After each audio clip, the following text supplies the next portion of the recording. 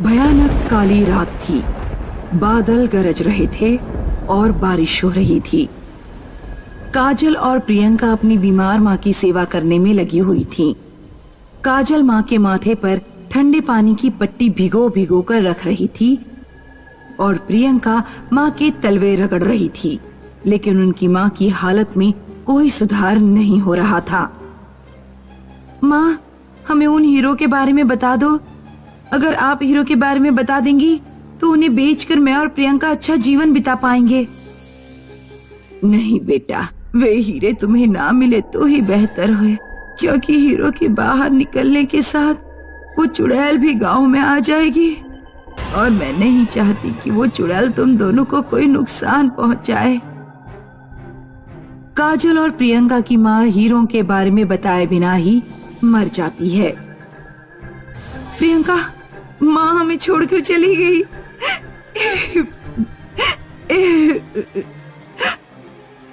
अब हमारा इस दुनिया में कोई नहीं रहा, कोई नहीं। मैं वो हीरे ढूंढ कर आऊंगी, चाहे परिणाम कुछ भी हो। नहीं काजल, ऐसा मत करो, माँ की बात पर विश्वास करो। तुझे हीरे नहीं चाहिए तो मत लेना, लेकिन मैं इस तरह गरीबी में जिंदगी नहीं बिता पाऊंगी। माता पिता दोनों मर गए और हमें इस गरीबी में अकेला छोड़ गए।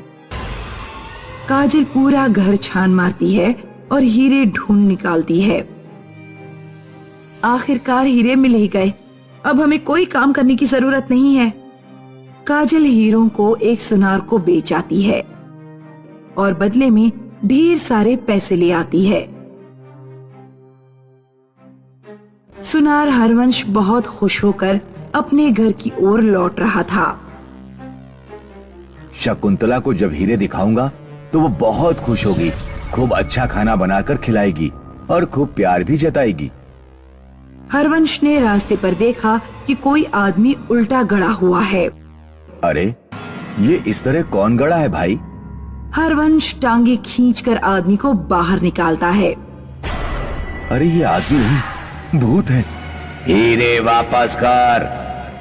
भूत हरवंश की गर्दन पकड़ लेता है। हरवंश अपनी जेब में से लाल मिर्च निकालकर भूत की आंखों में झोंक देता है। हरवंश की गर्दन छूट जाती है। वो तेजी से दौड़ने लगता है। जब वो थोड़ा आगे बढ़ा तो उसने देखा सड़क पर एक बरगद का पेड़ है जिस पर चुड़ैलें बैठी हुई हैं। ये पेड़ तो यहाँ कभी नहीं था।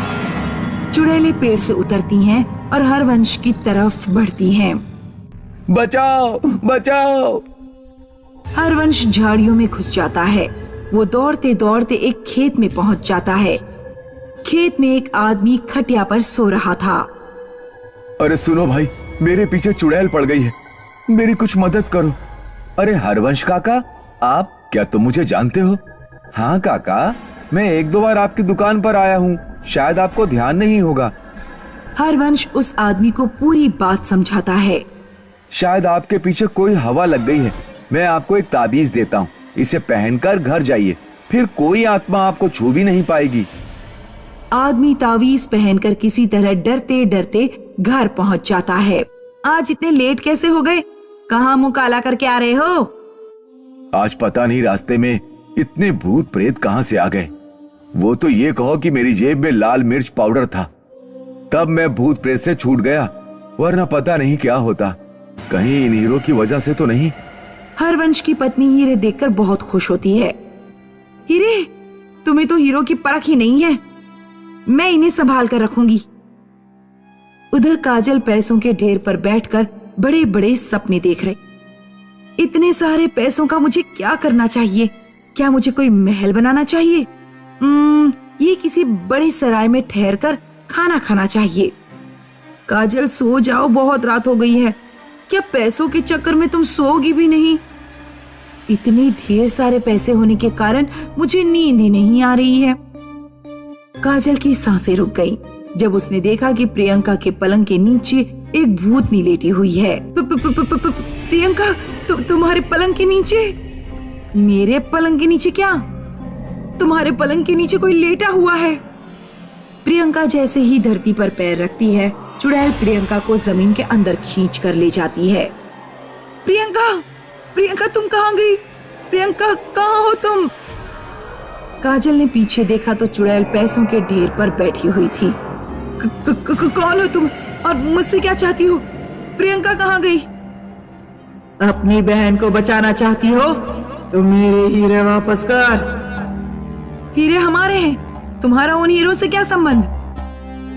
ये तो तू जानती है कि तेरा पिता एक शराबी था। तेरा पिता मेरे पापा की दुकान पर काम करता था। एक दिन तेरे पिता ने शराब पीने के लिए दुकान से कुछ पैसे चुरा लिए। मेरे पिताजी ने रिपोर्ट लिखवा दी और तेरे पिताजी की खूब पिटाई हुई। फिर तेरे पिता ने बदला लेने के लिए मेरे पूरे परिवार की हत्या कर दी और मेरे हीरे घर से चुरा लिए। मेरे हीरे मुझे वापस चाहिए। हीरे तो मैं हरबंस सुनार को बेच चुकी हूँ। वापस लेकर आ, वरना तेरी बहन तो मरेगी, तू भी नहीं बचेगी। काजल दौड़ती हुई हरबंस के घर पर पहुंचती है। हरबंस काका, दरवाजा खोलो। इतनी रात में कौन आ गया? काका, हीरे वापस कर दीजिए। चुड़ैल ने मेरी बहन को पकड़ लिया है। आप अपने सारे पैसे वापस ले लीजिए। मैंने एक भी पैसा अभी खर्च नहीं किया है।